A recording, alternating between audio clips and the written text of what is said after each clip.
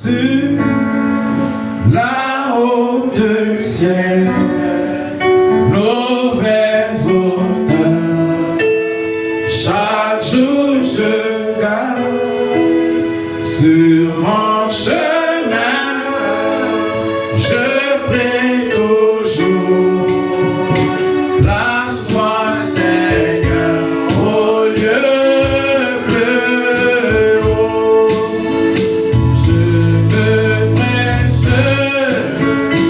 Là-haut du ciel, oh et nos vers auteurs, chaque jour je garde sur mon chemin, je prie toujours, place-moi Seigneur au lieu plus haut, élève-moi.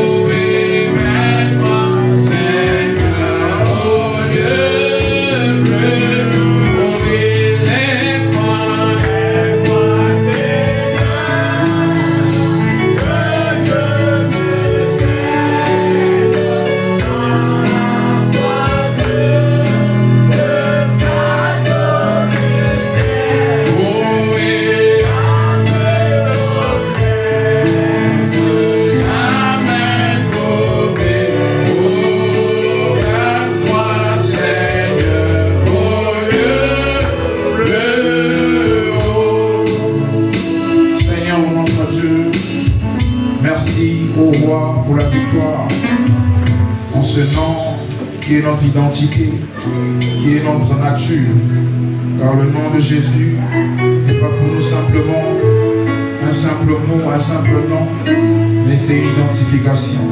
C'est pourquoi, oh Dieu, nous venons prendre encore autorité, une fois de plus, Seigneur, de ce temps de prédication, que toute atmosphère de lourdeur, que toute atmosphère de fatigue puisse, oh Dieu, quitter ces lieux. Amen. Et que, Père bien-aimé, les mots qui sortiront puissent percer, Seigneur, oh Dieu, Père éternel, notre esprit, afin, oh Dieu, de toucher le cœur et de pouvoir, oh Dieu, communier à l'intérieur, oh Dieu, à l'intérieur de l'homme, Seigneur, au nom de Jésus-Christ.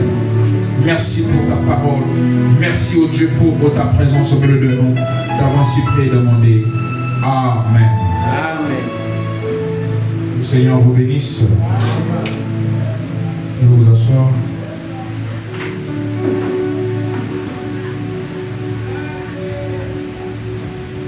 Nous remercions notre Dieu de nous avoir accordé encore ce privilège de nous rassembler cet après-midi. Vous savez, nous ne venons pas ici par habitude. Parce que au fur et à mesure que nous sommes en train d'avancer, nous sommes en train de marteler sur les esprits des églises pour que nous puissions nous dépouiller de ces esprits. Quand je viens ici, je me dis, je vais communier avec mes bien-aimés autour de la parole de Christ. Et je veux pour qu'ensemble, nous puissions être élevés, nous connecter à nos théophanies qui sont assis dans les lieux célestes en Christ. Amen. Et que nous puissions festoyer de la parole de notre jour. Donc nous ne venons pas par accoutumé, nous ne venons pas avec les mêmes intentions que nous avions autrefois. Une fois que la vérité nous a franchis, nous changeons notre façon de faire, notre conception change au sujet des choses quelquefois que nous faisions avant, que nous continuons à faire, mais notre manière de les concevoir change. Amen. C'est ça en effet. C'est ça en effet ce que Jésus voulait apporter aussi aux pharisiens. Il voulait les montrer que la coutume que vous avez là, sortez de là. C'est-à-dire ce que vous êtes en train de pratiquer avec coutume, sortez de la coutume. C'était ça la bataille qu'il y avait entre Jésus et les croyants d'autrefois. Et c'est la même bataille qu'il y a aujourd'hui. Voilà pourquoi nous combattons les traditions. Ça peut étonner certains qui nous écoutent. On a l'impression que nous sommes contre les églises comme telles. Et tout comme Frère Branham, nous sommes contre les systèmes ecclésiastiques. Amen. Ce sont ces systèmes-là. Quand on dit que Dieu est contre l'Église, c'est parce que l'Église a adopté les systèmes au lieu de sa parole. Amen. Et quand l'Église adopte le système au lieu de la parole de Dieu, en ce moment l'Église n'est plus un partenaire de Dieu, mais l'Église devient un ennemi de Dieu. Est-ce que vous me suivez ici? Amen. Quand l'Église adopte, quand je parle de l'Église, je parle de toutes les églises, avec tout système qu'on appelle l'Église. Quand l'Église adopte les systèmes faits des mains d'hommes, au lieu d'œuvrer par la parole, en ce moment l'Église s'élève comme étant un ennemi de Dieu, au lieu d'être un partenaire de Dieu, au lieu d'être un instrument de Dieu pour sauver le monde. L'Église devient un instrument du diable pour détruire le monde. Voilà. Or, la volonté de Dieu est que le monde puisse le connaître. Amen. Au travers de l'Église. C'était ça la volonté de Dieu au commencement. Lorsque l'Église a commencé, le jour de la Pentecôte, c'était pour qu'elle soit un instrument de Dieu, pour faire connaître Dieu au monde. Mais au fur et à mesure, le diable aussi s'est infiltré là-dedans. Et alors, une fois que les systèmes naissent, une fois que les clans naissent, une fois que vous voyez les divisions, sachez que Dieu n'est plus là. C'est maintenant le diable qui s'en est accaparé. Et en ce moment-là, Dieu se retire. Et ce qui était autrefois un instrument de Dieu devient un instrument de Satan. C'est là où Frère Branham me dit qu'aujourd'hui l'Église détourne l'homme du droit chemin. Voilà. Alors que c'était la voie par laquelle, le moyen par lequel l'homme devait connaître le droit chemin au départ. Mais quand cela a été perverti, alors c'est devenu une mauvaise voie que l'homme emprunte. Et ça le détourne de la véritable voie qui est Christ. Amen. En ce moment, l'Église devient un instrument pour dépouiller le monde. Est-ce que quelqu'un avec moi? Amen. C'est comme ça que c'est au travers effectivement de la religion que les colons sont venus dans nos pays en Afrique pour dépouiller nos richesses. Ça devait être un moyen pour faire connaître la vérité, mais ça devient maintenant un moyen pour l'intérêt de l'homme. C'est pourquoi toutefois qu'une nation colonise une autre, elle doit aussi l'imposer sa religion. Parce que la religion est une force. Est-ce que quelqu'un avec moi? La religion est une force au-delà même de la politique politicienne là. Voilà. Ce que nous appelons politique là. La religion est plus forte que ça. Parce que la religion c'est la plus grande politique qu'il y ait. Voilà. C'est pourquoi même dans le livre d'Apocalypse, si vous allez voir qu'on parle de la bête et de son image. Mais quand on parle de la bête et de son image, la bête là, ce n'est pas le pouvoir politique. La bête est religieuse. Est-ce que quelqu'un avec moi? Et la bête et son image, c'est dans son image là qu'on trouve maintenant l'aspect politique. Parce que tous les grands que nous connaissons en politique dans ce monde-là, s'abaissent et se soumettent devant le pape. Et on parle d'un animal dans la politique, là, dans la Bible, dans l'Apocalypse plutôt, qui a deux cornes. Et on dit que c'est le pouvoir religieux, le pouvoir politique. Mais il nous doit faire attention à la religion. Ce pouvoir religieux-là est très fort.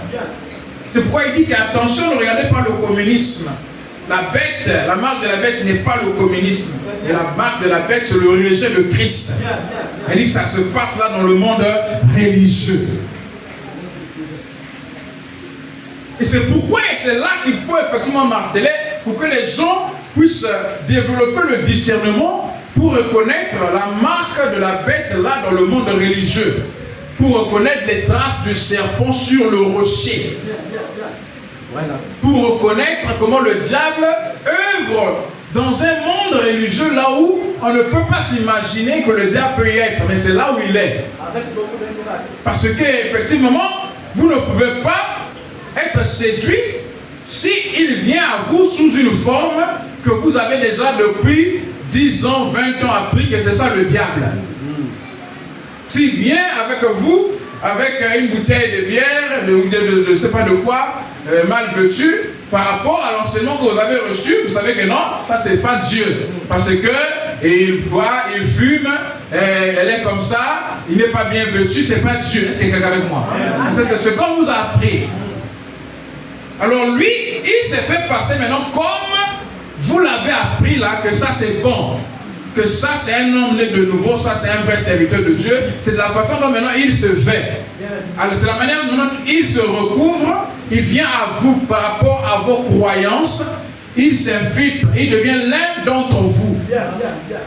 Et en ce moment-là, pendant que vous attaquez ces autres attributs à l'extérieur, lui est déjà manifesté au milieu de vous comme étant l'un d'entre vous. D'une manière extérieure, selon la parure. En tenant les mêmes brochures, en ayant les mêmes photos. Est-ce que quelqu'un avec moi? Amen. Parce qu'aujourd'hui, nous avons ces mêmes tabernacles-là, avec la photo de l'ange que nous appelons le signe sacré, mais qui œuvrent avec des histoires de famille. Voilà. Mais ils œuvrent avec leur coco, comme on dit. Leur totem. Ils œuvrent avec des fétiches, ils œuvrent avec un tas de choses. Donc le seul moyen pour le diable, effectivement, de s'infiltrer, de vous séduire, c'est lorsqu'il se comporte comme vous. Il suffit qu'il comprenne comment le monde des tabernacles fonctionne. Il étudie ça. Alors il fait la même chose. Vous lui donnez le Saint-Esprit, vous lui donnez le ministère, vous lui donnez tout. C'est ça le diable. C'est pourquoi la Bible dit que s'asseyant dans le temple de Dieu, se passant lui-même comme Dieu. Voilà. Il est très subtil. Comme dans le jardin d'Éden. Est-ce que quelqu'un est avec moi?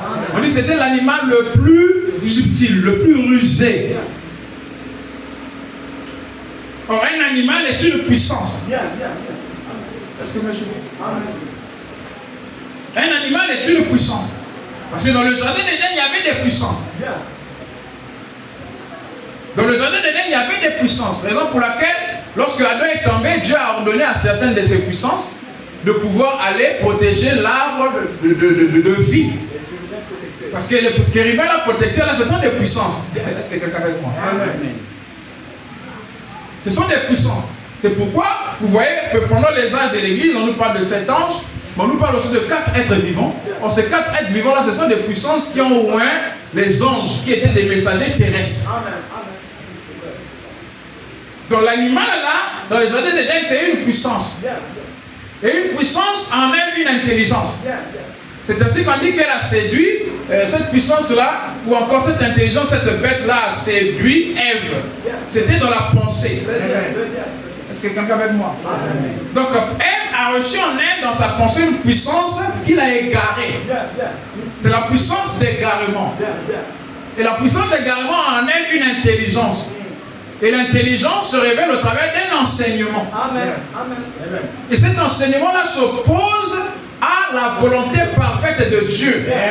Et dans cet enseignement-là, vous reverrez aussi quelques vérités.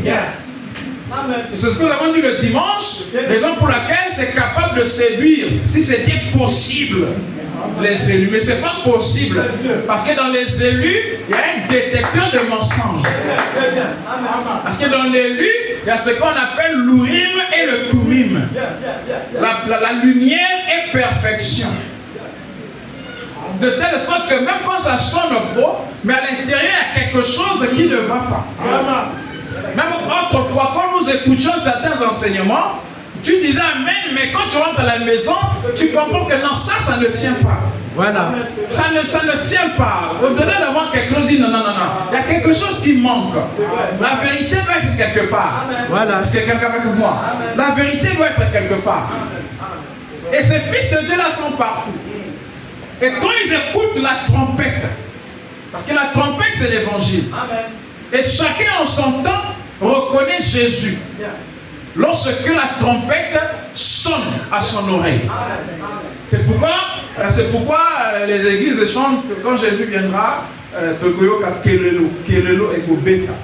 la trompette là, ce n'est pas un ange qui va sortir du ciel avec une trompette et qui sonne. La trompette est un instrument de musique. Est-ce que quelqu'un avec moi? Or, ça symbolise ici la prédication de l'évangile.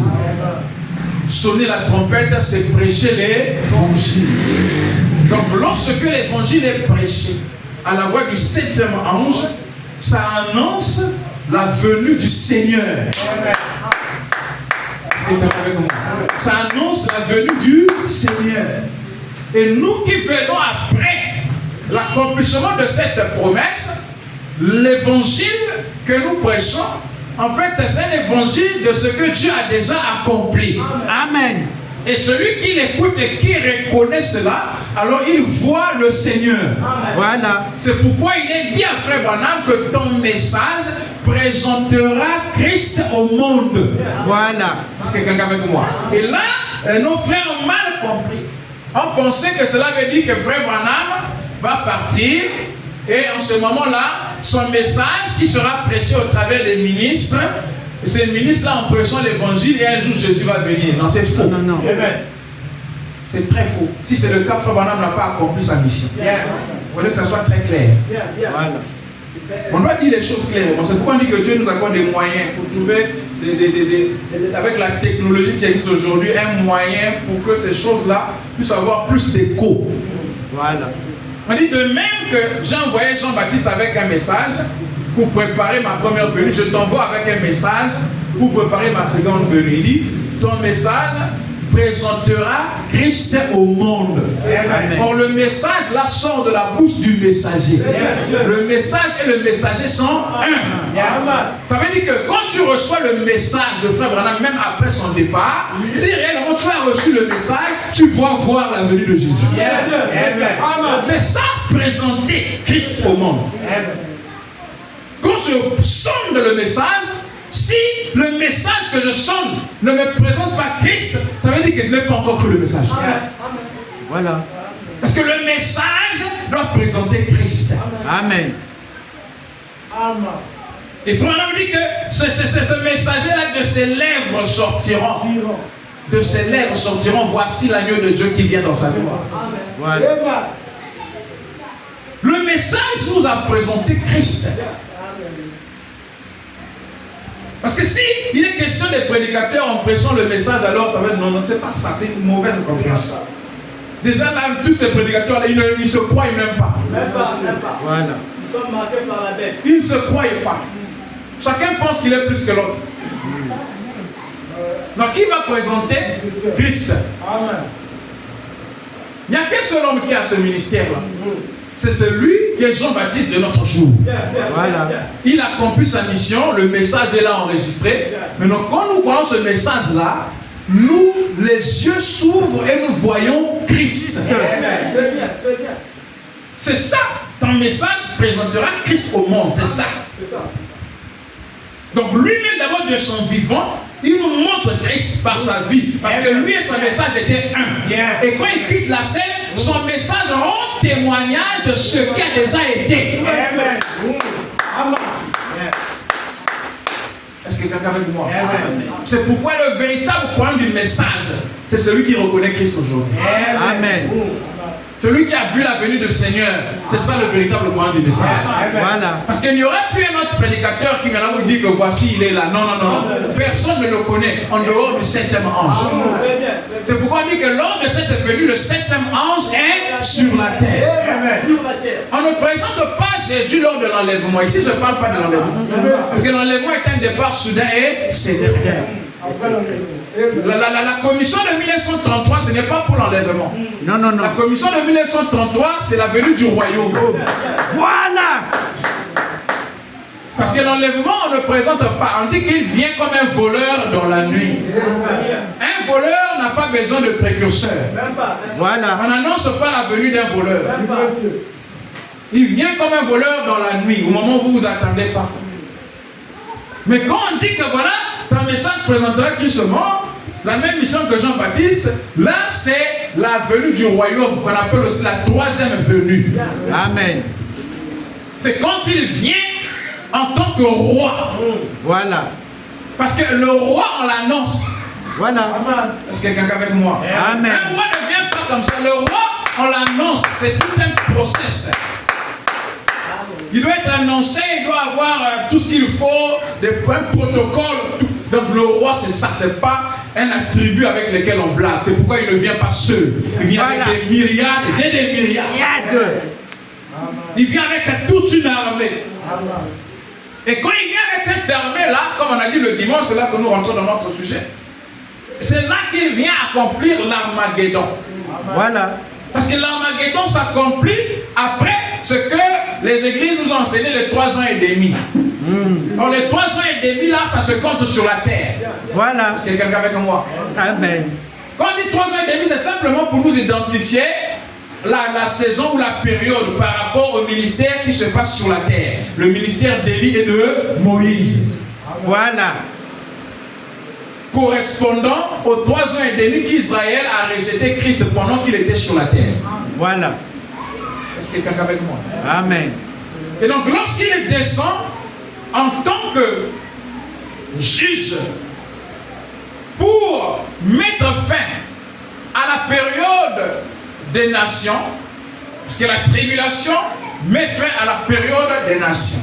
Amen. La tribulation met fin aussi à la période d'Israël. Voilà.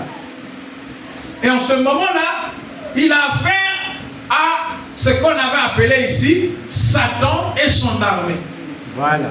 Et Satan ici se présente comme étant le cavalier sur le cheval pâle, qu'on appelle dans le 6e sceau ou encore dans le 4e sceau plutôt, la mort.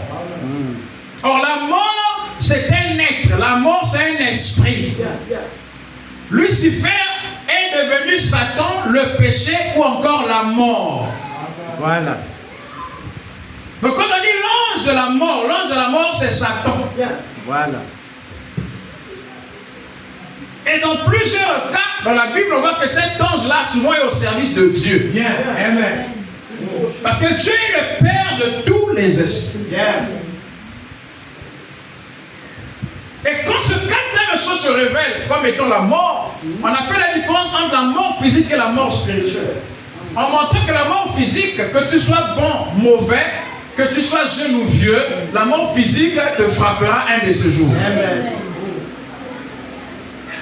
Mais le plus redoutable, c'est la mort spirituelle.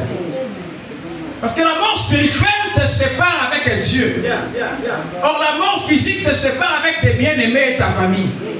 Mais si tu as reçu Christ dans ton cœur, même si tu meurs physiquement, en réalité, tu n'es jamais mort. Parce que le véritable toi, c'est l'âme. Amen. La Bible n'a jamais enseigné que la chair qui pêche, c'est celle qui mourra. Mais la Bible a enseigné l'âme qui pêche. C'est celle qui mourra. On voit que les églises se sont réunies autour de la chair. La nouvelle naissance dans la chair. La sanctification dans la chair. La justification dans la chair. Les bénédictions dans la chair. Or que la chair n'est que passagère. Voilà. Or le plus important, c'est l'âme. Lorsque la parole ne touche pas l'âme, ça veut dire que le péché n'a pas encore été guéri. Or le péché a besoin d'être éradiqué de l'homme. Or que pour que le péché soit éradiqué de l'homme, l'âme doit mourir. Est-ce que quelqu'un avec moi? Amen. C'est pourquoi Jésus est venu. On va parler de la mort aujourd'hui avec un autre angle encore. Voilà. C'est pourquoi Jésus, quand il est venu, il devait mourir. Parce que pour amener la vie à Adam, il fallait la mort. Amen. C'est pourquoi nous parlons de la mort comme étant une porte. Parce que la porte de la vie, c'est la mort. Il ne peut pas avoir de vie s'il n'y a pas de mort. C'est ainsi que Jésus pouvait enseigner aux disciples pour dire qu'il faut que le grain tombe et ne meure. Si le grain ne tombe pas et ne meurt pas, cela ne peut pas produire, cela ne peut pas donner la vie. Voilà. C'est ainsi que Dieu a tant aimé le monde qu'il a donné son propre Fils. La parole est devenue chair. Et la chair qui a identifié la parole devait mourir physiquement.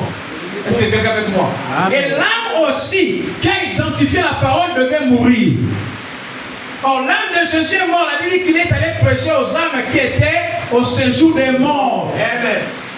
Or le séjour des morts accompagne toujours la mort. Ce n'est pas la chair qui va au séjour des morts, c'est l'âme. La chair va dans la terre et l'âme va au séjour des morts. Donc il y a eu deux morts. La mort du corps de Jésus et la mort de son âme. Amen. Est-ce que quelqu'un peut comprendre?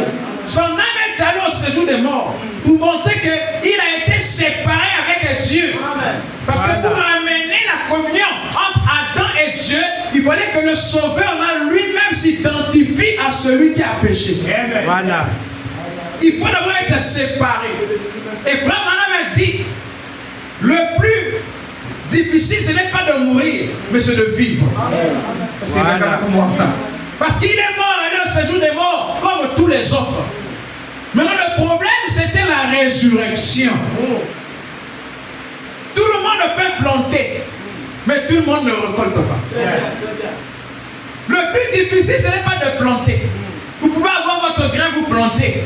Mais le plus difficile maintenant que ce que vous avez planté là produise. Le plus difficile, ce n'est pas la mort, mais c'est la résurrection. Or, la résurrection, c'est le retour à la vie.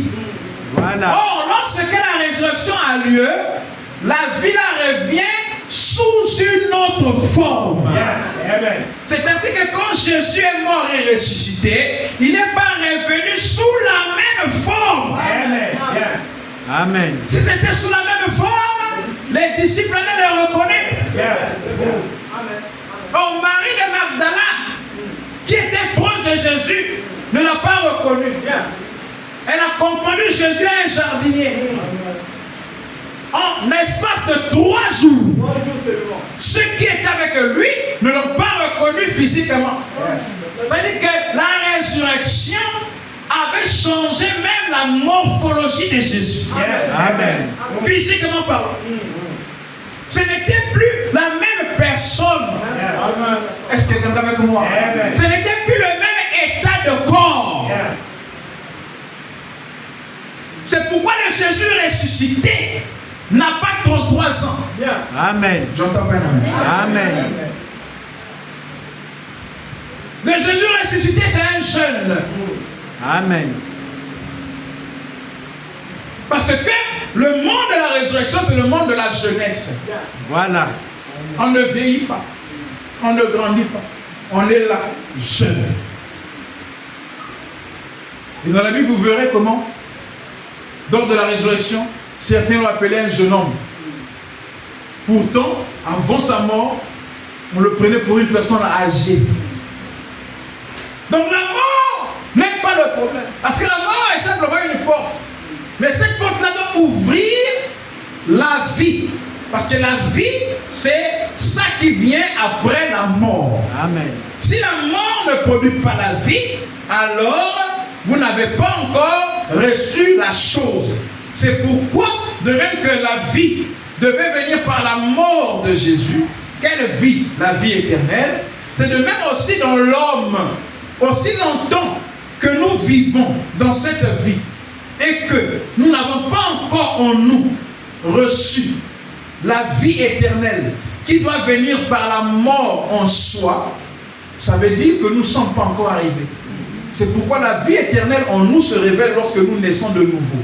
Or, la nouvelle naissance, c'est l'expérience qui a lieu une fois que notre âme est morte.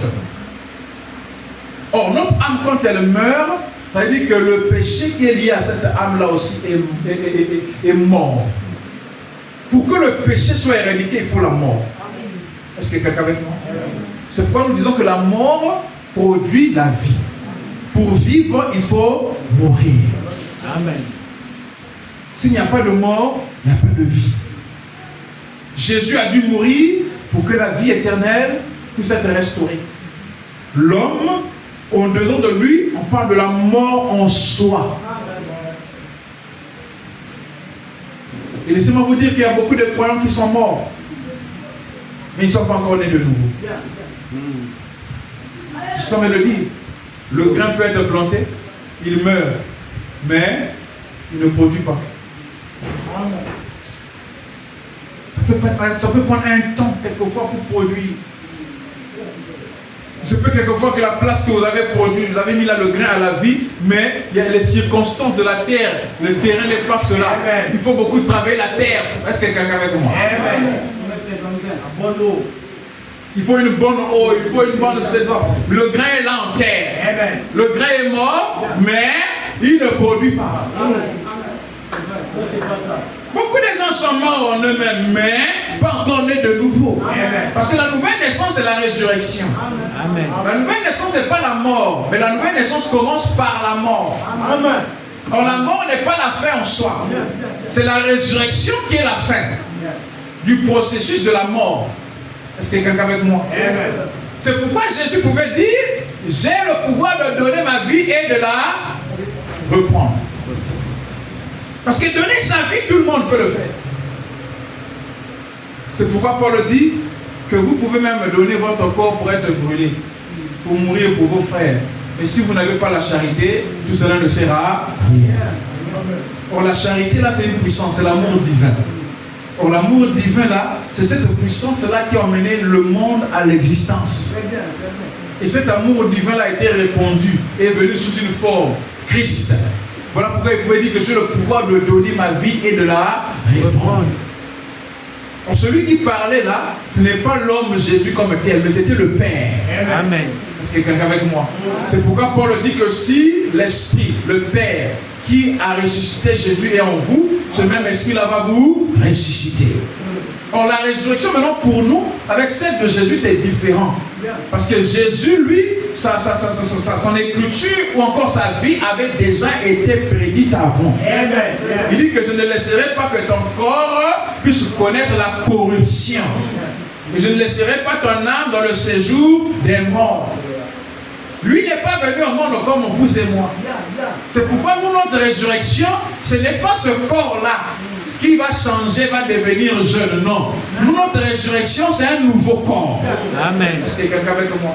C'est un nouveau corps qui est créé par la parole.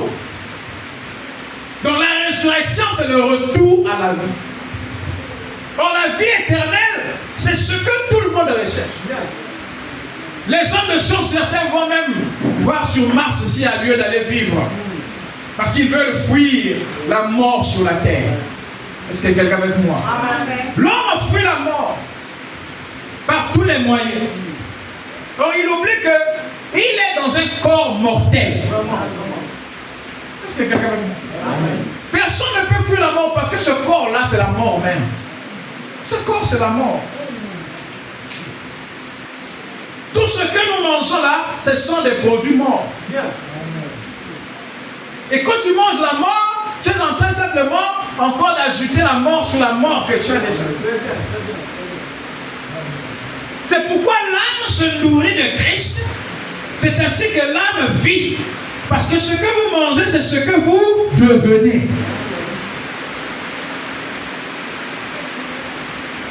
Est-ce que vous êtes avec moi?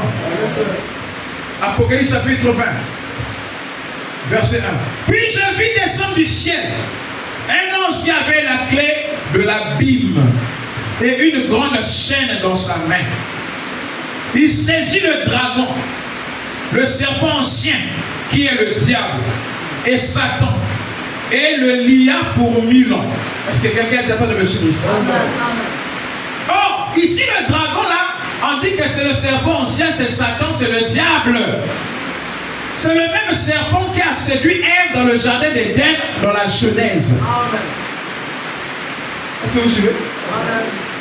On appelle ici le dragon. On l'appelle le serpent ancien. On l'appelle le diable, on l'appelle Satan. Donc ce n'est pas un reptile. Est-ce que vous êtes en train de suivre? Ce n'est pas un reptile. C'est le même esprit. C'est la même personne.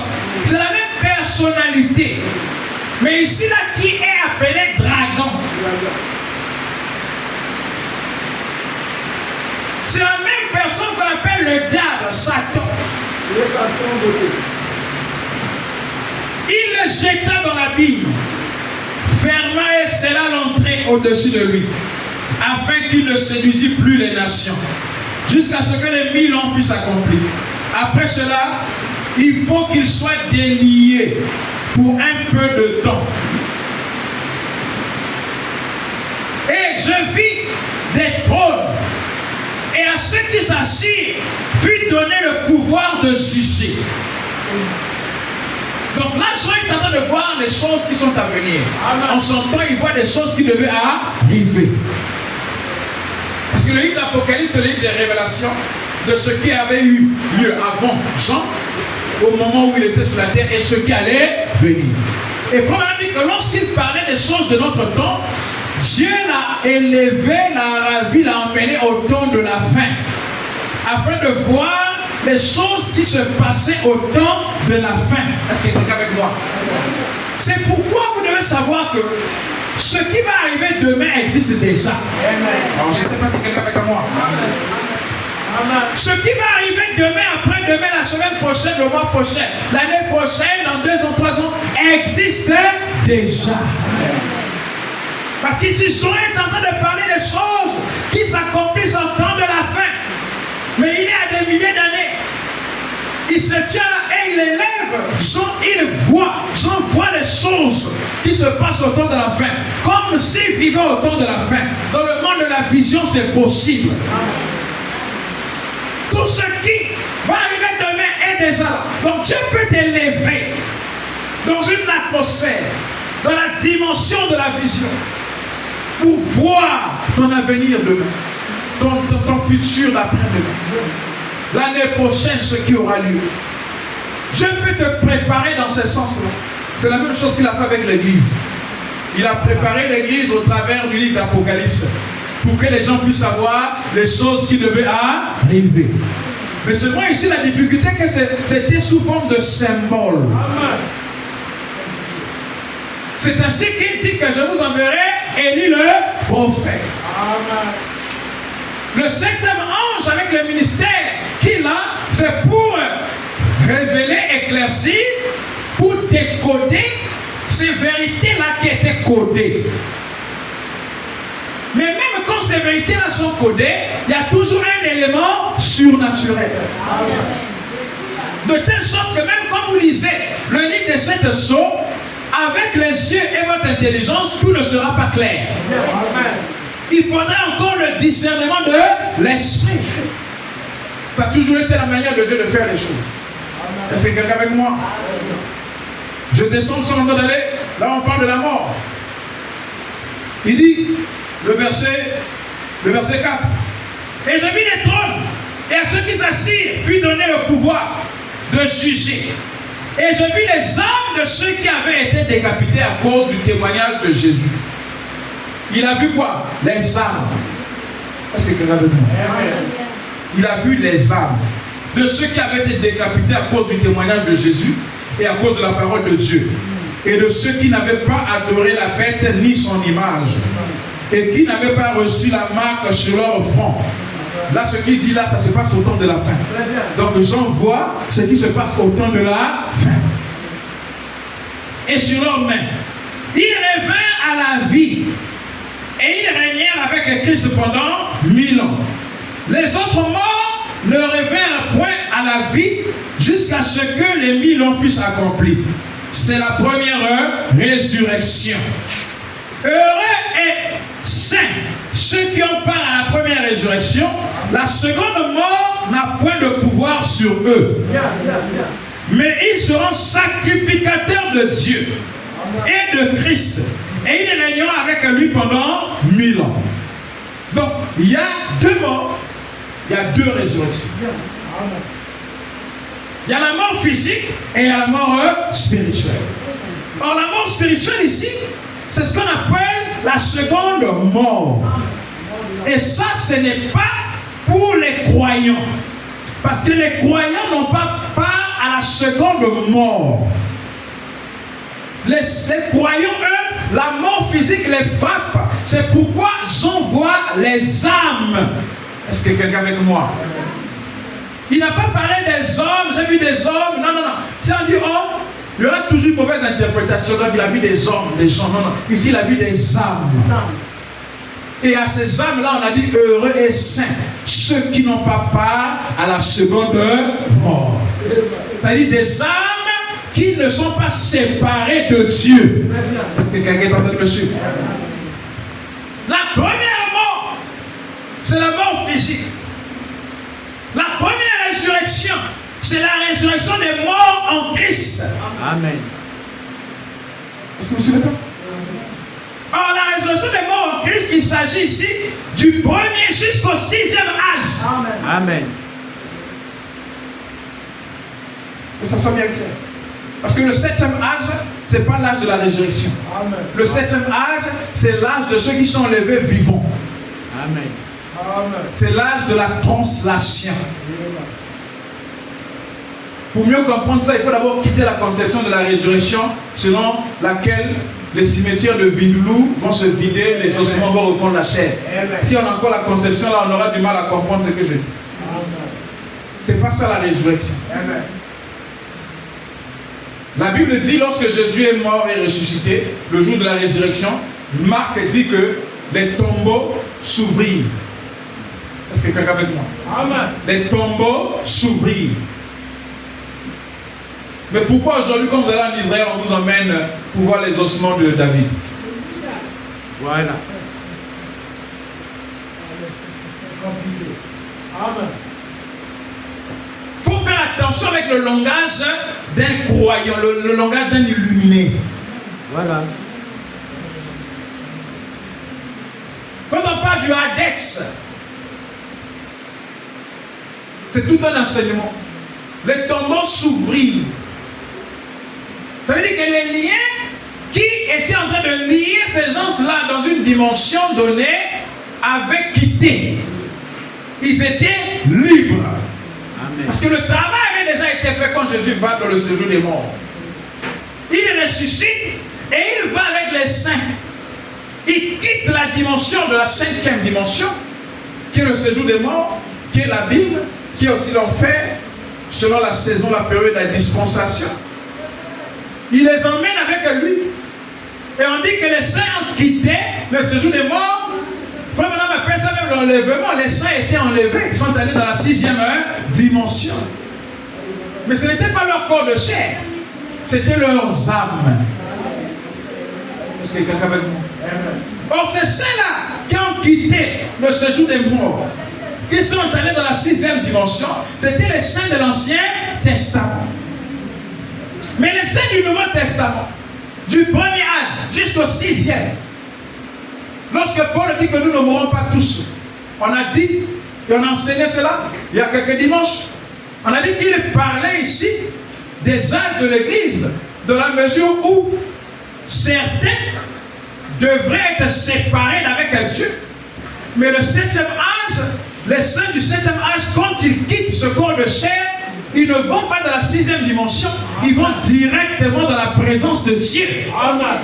Mais les 6 premiers âges meurent, c'est-à-dire ne sont pas dans la présence de Dieu quand ils quittent ce corps de chair. Même quand ils sont là-dedans.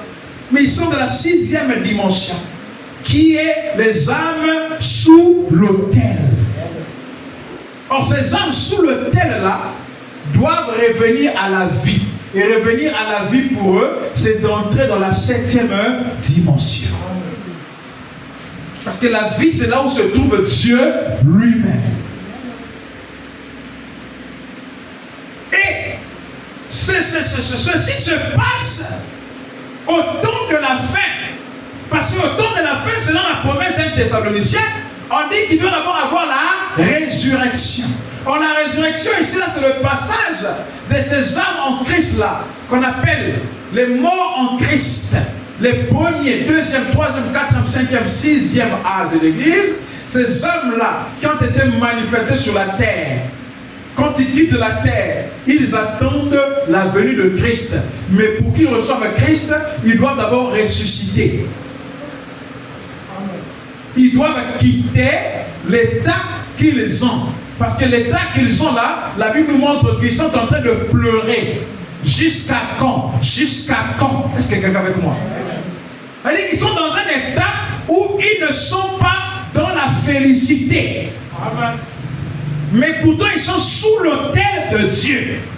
Or, ils ne veulent pas rester sous l'autel de Dieu. Ils veulent entrer dans la présence de Dieu. Et le fait de quitter cet autel-là, de passer dans la présence de Dieu, c'est la résurrection. Est-ce que vous me suivez? Maintenant, ceux du 7e âge, lorsque le 7e âge arrive, et que les promesses du dernier âge s'accomplissent, ceux du 7e âge, quand ils quittent leur corps de chair, ils pénètrent directement la présence de Dieu qu'on appelle la 7e dimension. Et en ce moment-là, la 6e et la 7e dimension se fusionnent. Est-ce que vous avez reçu? Amen. La 6e et la 7e dimension se fusionnent. Et lorsque Christ descend avec les saints, les morts en Christ ressuscités et les saints enlevés, ça veut dire que la 7e dimension absorbe la 6e, dans la mesure où aujourd'hui quand il quitte la terre, on ne va pas dire qu'il est allé de la 6e dimension, ça n'existe plus. C'est devenu le retour comme lorsque Dieu dit au commencement était la parole. La 7e et la 6e dimension étaient fusionnées. De telle sorte que les anges adoraient Dieu constamment parce qu'ils étaient dans la présence de Dieu. Amen. Mais étant à un niveau, la 6e dimension était une position qu'ils avaient. Où la 7e, c'était la dimension du Maître suprême lui-même. Amen. Mais les deux étaient ensemble. Il y avait une communion. Il y avait une union. Et le péché a fait en sorte que Dieu puisse ôter cette union. Il y a eu un voile. Est-ce que quelqu'un me suit? Il y a eu un voile de telle sorte que celui qui est dans la 6e dimension n'est plus dans la présence de Dieu après le péché. C'est pourquoi les âmes ont pleuré. Donc la résurrection ici, la première résurrection, c'est la résurrection des âmes qu'on appelle les morts en Christ. Est-ce que quelqu'un est en train de me suivre? C'est un blasphème de dire que frère Branham c'est un mort en Christ. Est-ce que vous le savez? C'est un blasphème. Quand les mystères sont révélés, Dieu restaure la communion. Tout ce que nous avons, la rédemption terminée, on ne parle plus de mort en Christ. Amen. C'est pourquoi j'ai dit que nous venons, même quand nous venons à l'église, là, notre conception doit changer. Les mêmes mots que nous prononçons là, nous n'avons plus la même conception. Il n'y a plus de mort en Christ. Il y avait des morts en Christ avant la venue de Christ. Quand la vie vient, la mort n'existe plus. La mort n'était qu'une porte pour la vie. Les 6 premiers âges de l'Église, c'était les âges des morts en Christ, en attendant l'âge de la vie. Quand la vie vient, la vie absorbe la mort. Et la mort se change en vie par la résurrection. C'est ce qu'on vient d'expliquer.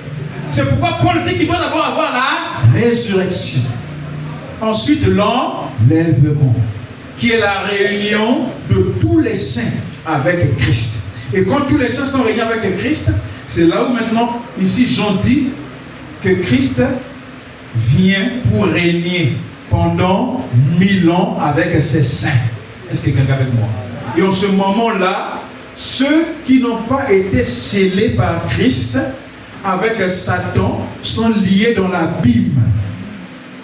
Et ici, le lien, là, il faut madame dire que ce n'est pas le lien comme des fils que vous avez là. On pense que le dragon ou le serpent, le diable, et quelque part va mettre tout le signe, on l'a enroulé. Non, non, non. Ce sont des liens de circonstances. Ça veut dire aussi longtemps que le croyant est dans la parole, Satan est lié. Ce qui lie Satan, c'est ta position. Amen. Aussi longtemps, parce que dans le jardin d'Éden, sachez que le serpent aussi était lié. Il était aussi lié. Aussi longtemps que Ève n'écoutait pas Satan, Satan était lié. La force de Satan, c'est quand vous l'écoutez. Parce que la Bible dit que la foi vient de ce qu'on a. Non. L'incroyant aussi à la foi. Parce que tout ce que vous faites attention, vous prenez avec toute attention, vous écoutez, vous y croyez, vous mettez votre foi dedans. Vous êtes croyant de quelque chose. Chacun de nous est croyant de quelque chose. Celui qui ne croit pas la parole, il doit croire quelque chose forcément. Parce que la foi, c'est une faculté qui a été donnée à l'homme. La foi agit avec le libre arbitre. Quand tu choisis quelque chose, c'est que tu as mis ta foi dedans. Si ce n'est pas Dieu, c'est Satan. Donc quand tu crois dans la parole, tu lis Satan de telle sorte que Satan ne peut plus agir dans ta vie. Même ce que nous disons dans notre famille, il y a tel lien, dans notre famille, il y a telle puissance. Quand tu crois à ça, ça va agir. Mais quand tu n'y crois pas, tu lis ces esprits-là. C'est pourquoi une fois je vous ai dit ici, là, la délivrance des liens de famille héréditaire, ce n'est pas seulement le fait de prier. Oh, je prie, je chasse les esprits de famille. Tu peux beaucoup prier, mais ça ne changera pas. La véritable délivrance, c'est quand tu fais le contraire de ce qu'on interdit. Amen. Si on dit que dans notre famille, on ne fait pas ça, si tu en fais ça, tu vas mourir, tout. Aussi longtemps que tu as peur de ça, tu es lié par les liens de famille. Pour être délivré de ça, fais ça. Amen. Quand rien ne va t'arriver en ce moment-là, aucun lien ne sera sur toi. Maintenant, c'est là la difficulté. C'est là où l'homme maintenant a peur. Ah, un tel avait fait ça, il était mort. Ah, moi, si je fais ça, je vais mourir. Tu ne seras jamais délivré. Pour être délivré, il faut aller au-delà de la peur. Amen. Non, nous, dans notre famille, on ne fait pas ça. Sinon, il y a tel malheur qui va s'abattre. Aussi longtemps que tu crains ça, tu es lié. Mais quand tu te décides, moi, je vais aller à l'encontre de ça. C'est là où tu deviens un homme libre. Alléluia. C'est là où nous sommes libres, quand nous allons à l'encontre. Donc Satan est lié pendant 1000 ans. Amen. Et les 1000 ans là équivaut à ce qu'on appelle le millénium. Parce que le millénium vient du mot 1000 ans. Or ces 1000 ans là, sachez une chose. ne sont rien d'autre que les 1000 ans qu'Adam a passé dans le jardin d'Éden qui n'a pas pu achever.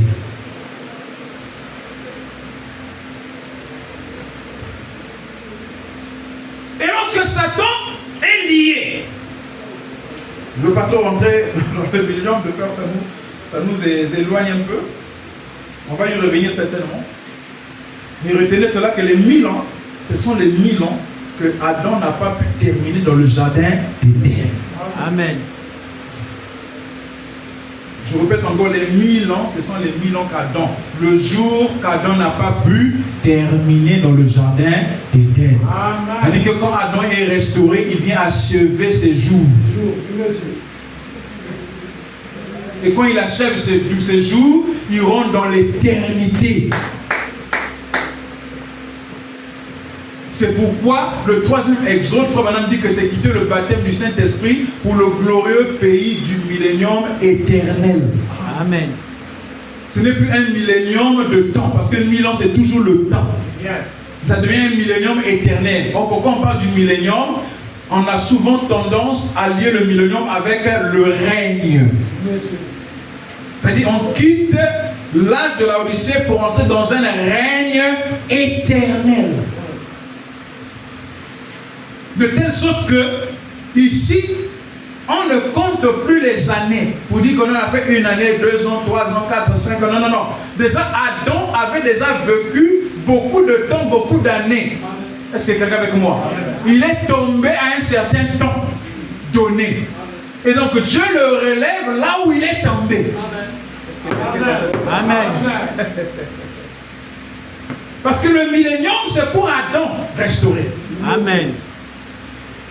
Le millénium, c'est pour Adam restaurer. C'est pourquoi on dit que les saints jugeront. Les saints là, ce sont les fils d'Adam restaurés. Ce n'est pas la même forme, ce n'est pas le même visage, mais c'est la même nature. C'est le même genre. Or, le second Adam, ce n'est pas le même genre que le premier. Le second Adam vient pour élever le premier afin que le premier puisse vivre et terminer son règne. Et la puissance avec laquelle il règne, c'est ce qu'on appelle Christ. C'est pourquoi on dit que Christ va s'asseoir sur son trône. Or, Christ s'assoit sur son trône, ce n'est pas Jésus l'homme de Galilée. Est-ce que quelqu'un avec moi?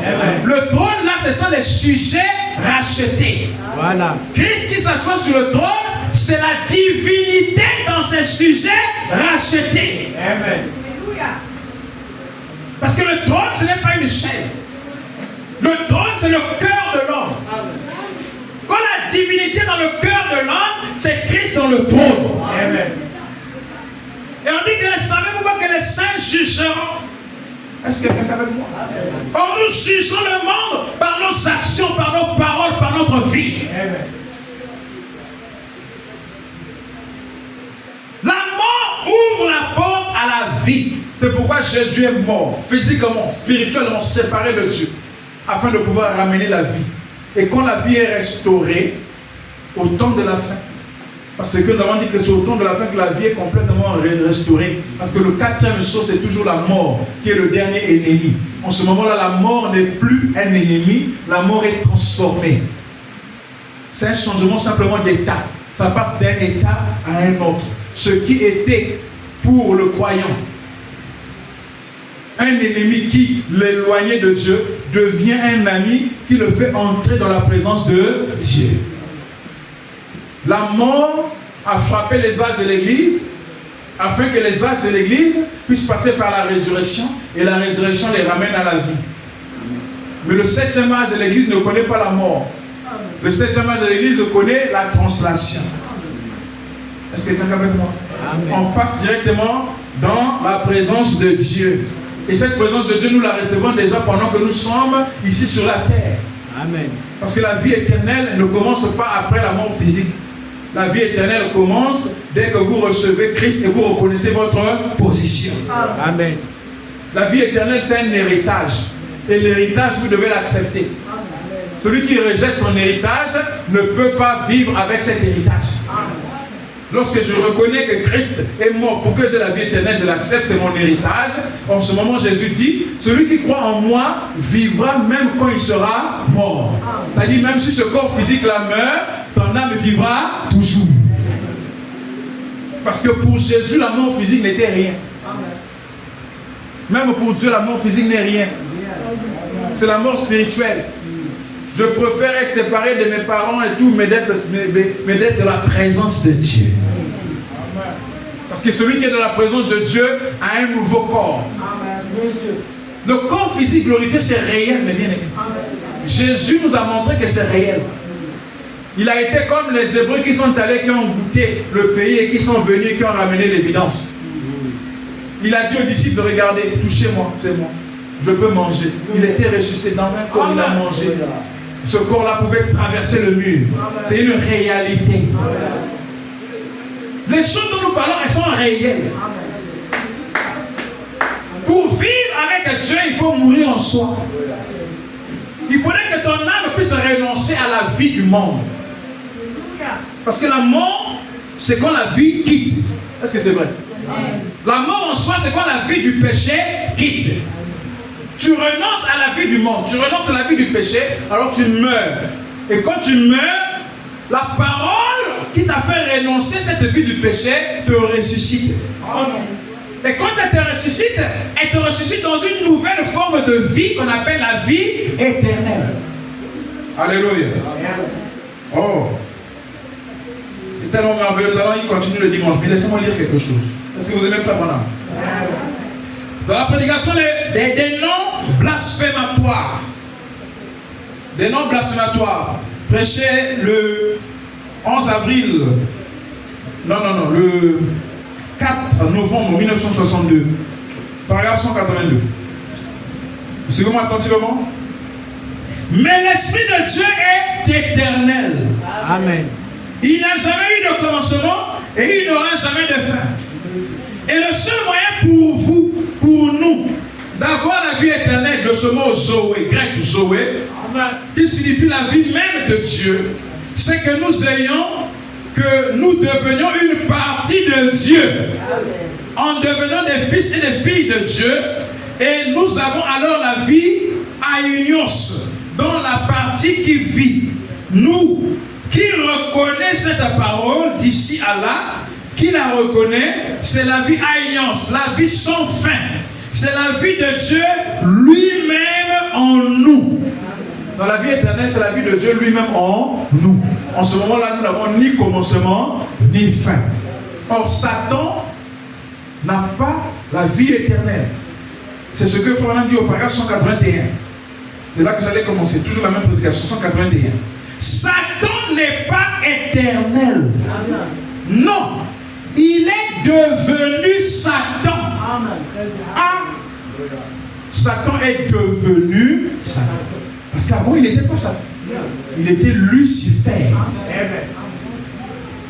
C'est pourquoi, si nous comprenons ça, nous allons aussi comprendre que c'est Satan qui est détruit. Mais pas Lucifer. Amen. Ah. Parce que Lucifer est créé par Dieu. Amen. À dessein. Et il est devenu Satan. C'est cette nature Satan-là qui doit être détruite. Satan n'est pas éternel. Il est devenu Satan. L'enfer n'est pas éternel. L'enfer a été créé. Il n'est pas éternel. Et nos corps ne sont pas éternels. Ils ont été créés. C'est là où maintenant il parle du paragraphe 182 pour parler de la vie éternelle. Donc pour avoir la vie éternelle, il faudrait que nous soyons une partie de Dieu. Or nous ne sommes pas une partie de Dieu dans le temps. Quand nous allons à l'église, nous devenons une partie de Dieu. Non, c'est ce que l'église a essayé d'enseigner aux gens. C'est par là que je vais terminer. Nous faisons de notre mieux pour sortir le mensonge qui a été mis dans les gens. On ne devient pas une partie de Dieu quand on aime aller à l'église. Voilà. On ne devient pas une partie de Dieu quand on prie beaucoup. On est une partie de Dieu dès avant la fondation du monde. C'est une nature qui est là au fond de nous. Il faut même dire qu'un fils de Dieu peut être longtemps dans le péché. Très longtemps. D'ailleurs, le voleur à la croix, c'est à la dernière minute. La sémence, quand elle est là, avant que tu quittes la terre, ça va se manifester. Laissez-moi vous dire qu'il se pourrait que le voleur à la croix, ceux qui l'ont connu, ceux qui n'ont pas été là au moment où il se repentait, d'abord, ça se passait au haut là-bas, même ceux qui étaient en bas n'écoutaient pas. Donc ce que Jésus lui avait dit là, nombreux ne savent pas. Pour nous qui avons lu ça peut-être aujourd'hui, nous avons compris que c'était un fils de Dieu. Mais pour ceux qui l'ont connu à l'époque, ceux qui pouvaient dire, mais ah, merci, c'est toi qui es venu me voler autrefois là, un brigand comme ça. C'est bon comme on t'a crucifié. Il s'adressait à un fils de Dieu. Mais comment il pouvait le reconnaître? La sémence était là enfouie. Pendant toute sa vie, la sémence, il a certainement écouté la parole, mais rien n'avait fait réagir la sémence. C'est pourquoi nous n'envoyons pas des gens en enfer parce qu'on les a longtemps parlé de Dieu. Ils ont été incrédules. Vous ne savez pas à quel moment ça va se déclencher. La vie éternelle, c'est quelque chose qui est au-dedans de nous. Amen. Et quand nous écoutons la parole, au moment, à la saison prévue par Dieu, quelque chose se passe. Amen. Et comme je vous ai dit le dimanche passé, il y a même des semences de Dieu, des élus, qui ne seront jamais membres des tabernacles. Nous à qui on a enseigné que les épouses, ce sont ceux qui sont des tabernacles. De telle sorte qu'on peut dire à l'épouse de Pointe-Noire, l'épouse de Dolisie. Quand on dit l'épouse, on dit les tabernacles, les membres des tabernacles de Pointe-Noire, c'est ce qu'on appelle l'épouse. Non. L'épouse, ce sont des élus. Et les élus, ce sont des gens qui ont la vie éternelle dès avant la fondation du monde. Et au moment où je vous parle, il y en a même qui sont actuellement membres des catholiques. Certains sont membres des protestants. Certains sont membres des salutistes. Certains sont des Ngunza. Est-ce que quelqu'un avec moi? Ils vont reconnaître le message de leur jour au moment, à la saison de Dieu. Et pour la plupart, ils ne seront même pas membres de vos tabernacles. Parce que vos tabernacles ont failli. Il faut même dire que la femme samaritaine n'allait plus dans les synagogues parce que ce qui se passait dans les synagogues la déplaisait. Oui. Ce qui se passait dans les synagogues la déplaisait et l'évangile qui était prêché ne la convainquait pas. Elle était restée à la maison. Et en restant à la maison, elle est rentrée dans ce genre de vie. Mais la sémence était restée. La plupart des gens qui ont la sémence de Dieu, ce n'est pas des gens souvent qui sont droits. Ah, c'est fort, hein? Ça c'est fort. C'est pourquoi Jésus disait, je ne suis pas venu pour les gens droits. Est-ce que quelqu'un avec moi? Jésus n'est pas venu pour les gens droits. Parce que la plupart des gens droits là n'avaient rien en eux. Les pharisiens étaient droits, pieux, mais ils n'avaient rien en eux. Ceux qui avaient quelque chose, c'est ceux qui ont traité de tous les noms. Pierre, un homme bizarre et tout. Tout sous prêt à sortir l'épée pour ça. Aujourd'hui, on dira, ah, le frère là, il n'a pas Dieu. Mais c'est même à lui que Jésus a remis les clés du royaume. Est-ce que quelqu'un avec moi? Avant que Jésus ne meure, il lui donne les clés du royaume. Il a vu la chose en lui. La femme samaritaine avait Dieu en elle. La sémence était là.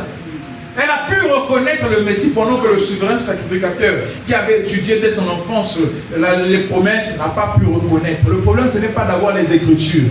Le problème, c'est d'avoir la profondeur en soi. Parce que c'est la profondeur qui appelle la profondeur.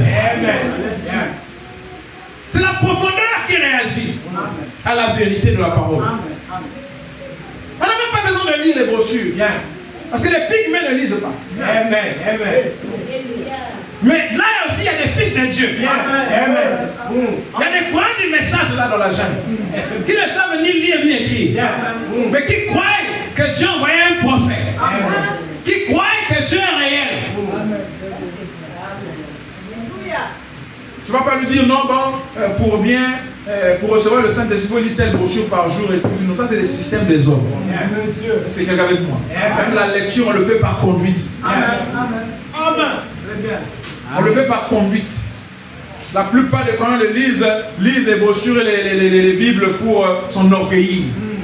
Moi, j'ai lu la Bible 3 fois. J'ai discuté avec des gens qui ont lu le 7e, la révélation des 7 sautes 2 fois. Mais quand je presse, j'ai dit, frère, madame, dit dans tel, moi j'ai lu la révélation des sautes 2 fois, j'ai jamais vu ça. Tu ne peux pas voir. C'est ça.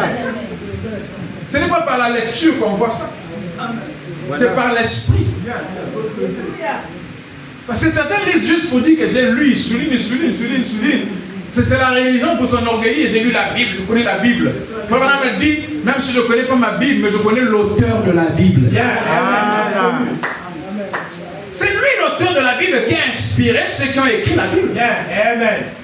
Alors si moi j'ai l'auteur de la Bible, alors ça veut dire que j'ai le contenu de la Bible. Amen. Voilà. C'est pourquoi moi je n'efforce jamais à dire mot pour mot ce que Frère Branham a dit. Amen. Mais je vous dis la pensée. Parce que le prêcher le message, ce n'est pas répéter les mots de Frère Branham. D'ailleurs, ceux qui me font rire, c'est les Tech Boys. Nous écoutons la voix. Mais ce n'est pas la même la voix de Frère Branham que vous écoutez. Vous écoutez la voix du frère Lépicard. Voilà. Parce que la majorité n'écoute même pas anglais. Pour comprendre ce que Frère Branham dit là, ils écoutent l'interprète. Dans une heure absolue, c'est ce que Lépicard dit. Donc une fois qu'on a traduit une langue à une autre, le sens aussi. Une fois qu'on traduit, même le sens change. Parce que quand l'auteur dit quelque chose, lui, il a une pensée. Voilà. Alors même pour interpréter, il faut rentrer dans la pensée. Même quand nous interprétons pendant les conférences et tout, c'est ça. C'est pas le mot à mot, il faut saisir la pensée. Qu'est-ce qu'il veut dire? Est-ce que quelqu'un est avec moi? Donc prêcher le message, dire ce que le messager dit, ce n'est pas dire les mots pour mots. Mais c'est dire la même pensée. C'est transmettre la même pensée. Sinon tu vas venir répéter mot pour mot et tu emmènes les gens à la dérive. Il faut aussi suivre le mouvement de l'esprit. Parce qu'il n'est pas simplement question, parce que c'est la brochure, tu viens, tu lis. Non, en fait, Frère Branham dit qu'il faut étudier le message.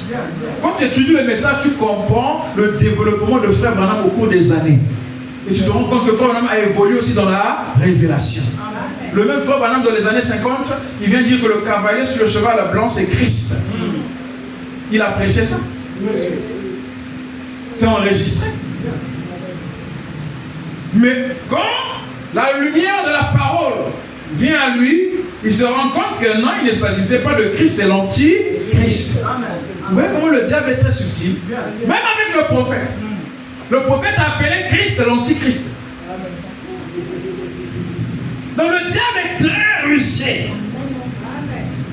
Donc quand il voit en tant qu'homme, avec le ministère qu'il avait, il dit c'est Christ. Parce qu'en fait, tout ce qui est blanc, on l'attribue à Dieu. Voilà. Blanc. Tout ce qui est blanc, on l'attribue à Dieu. Comme c'est blanc, cavalier sur le cheval, le cavalier sur le cheval blanc, donc c'est Christ. Parce que Christ est blanc. Blanc comme neige. Mais après, ils se rendent compte, c'est l'antichrist qui se fait passer pour un Christ. La révélation est venue après. L'éclaircissement est venu après. C'est pourquoi nous devons aller de révélation en révélation. De lumière en lumière. On ne se gêne pas de commencer quelque part et d'avancer. Non, on ne se gêne pas. C'est même ce que Dieu a fait. Pendant la création, Dieu a commencé avec le plus petit. Il est allé du plus petit au plus petit, encore du plus petit, un peu plus grand que ce qu'il avait précédemment. Après, il est arrivé à l'homme. C'est l'évolution de la création. On doit aussi accepter l'évolution de notre vie matérielle. C'est ça. On doit accepter l'évolution de notre vie financière. On doit accepter l'évolution de notre marche spirituelle. Le problème n'est pas celui qui prie, il veut que tout puisse être tel qu'il s'attend. Non. Tu as une vision d'être quelque part. Quand Dieu va te répondre, il va te commencer avec petit. C'est quelqu'un avec moi. Amen. Toi, tu es là, c'est ta vision. Mais accepte que Dieu te réponde déjà quand il te donne un peu. Sache que c'est Dieu qui est en train de te répondre. C'est Dieu qui t'a exaucé. Donc pour arriver à ce niveau-là, pour arriver à la 7e marche, commence d'abord par la première. Tu ne peux pas arriver directement au 3e niveau en quittant le rez-de-chaussée. directement tu es au 3e niveau. Non, non, non. Tu empruntes les marches. C'est quelqu'un avec moi. Tu empruntes les marches, au fur et à mesure, tu arrives au sommet. Parce que les marches, les escaliers ou les étages, c'est l'enseignement divin. C'est l'ascenseur, ce n'est pas un enseignement divin. Dieu, c'est dans les marches. C'est pourquoi on dit Enoch a marché avec Dieu. Et il ne fut plus. C'est Dieu, c'est sans les étapes. Mais l'homme aime souvent simplifier les choses. C'est pourquoi je ne crois pas à un croyant qui passe son temps à jouer les jeux d'hasard. Voilà. Non, on a dit, il faut envoyer, c'est pas tel numéro en SMS. Les messages là sont MTLN. Les messages de facilité là. Pour gagner, c'est pas 500 000 ou quoi, machin. On voit 500 à tel, après tu vas recevoir, tous les gens sont là à jouer. Non, non. Le diable sait que l'homme aime la facilité. Avec Dieu, tu ne gagneras pas de la facilité. Dieu lui-même a été patient. Il dit que la lumière soit, ce n'est pas à l'instant que la lumière apparaît, mais il savait qu'une fois qu'il a prononcé, il a cru sa propre parole. Quand tu crois que Dieu est béni, continue à faire ce que tu fais avec la vision de la bénédiction. Accepte les étapes de la vie, accepte l'évolution dans ta vie matérielle, financière. Tu avances comme ça. Et quand tu arriveras, tu pourras témoigner que je suis passé par là, là, là, et à présent je suis ici. Tu ne peux pas directement arriver là où tu es pas. C'est ce que souvent les gens attendent quand ils prient. C'est pourquoi par manque de patience, ils quittent les églises. Ah, là-bas, Dieu ne me bénit pas. Je prie depuis qu'on prie. On dit que vous êtes bénis, mais rien ne s'améliore. Les gens ne sont pas patients. Certains, même quand ils prient, ça vous est peut-être arrivé. Moi, ça m'est arrivé à l'époque. Ou quand on priait, ah, Seigneur, j'ai besoin d'argent. Tu t'imagines en priant, peut-être qu'en sortant de la prière, tu vas ramasser un sac d'argent.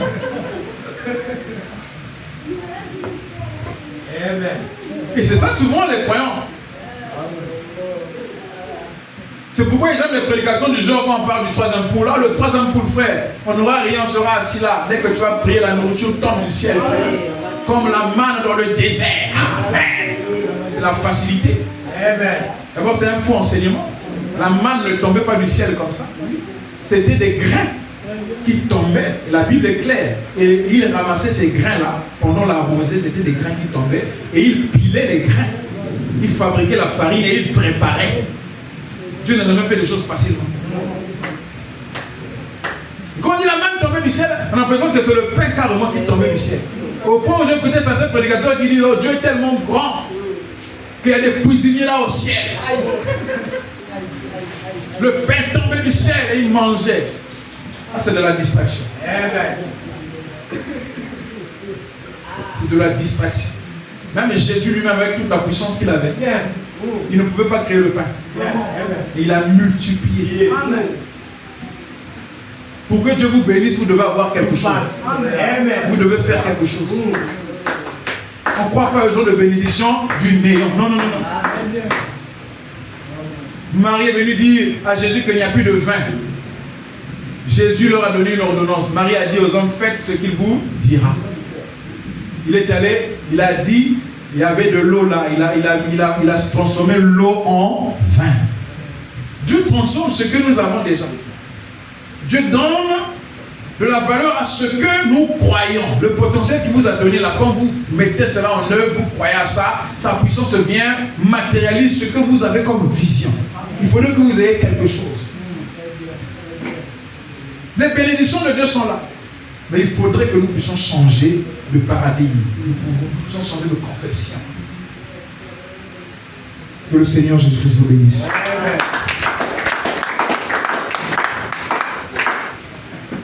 Nous allons adorer le Seigneur.